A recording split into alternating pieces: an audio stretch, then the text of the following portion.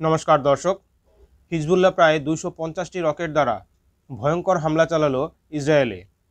সম্প্রতি ইসরায়েল লেবাননের রাজধানী বেইরুটে ভয়ঙ্কর হামলা চালায়।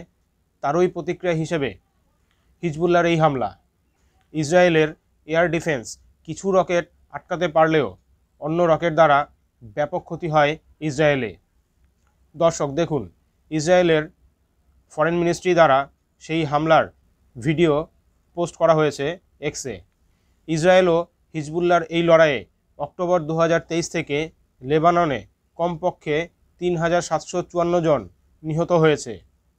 অন্যদিকে ইসরায়েলের পক্ষ থেকে জানানো হয়েছে অন্তত 82 জন সেনা এবং 47 জন সাধারণ নাগরিক নিহত হয়েছে। যদি ভিডিওটি ভালো লাগে তাহলে অবশ্যই লাইক করুন, শেয়ার করুন, কমেন্ট করুন এবং চ্যানেলে যদি নতুন হয়ে থাকেন তাহলে অবশ্যই চ্যানেলটি সাবস্ক্রাইব করুন পরবর্তী ভিডিও নোটিফিকেশান পাওয়ার জন্য। ধন্যবাদ।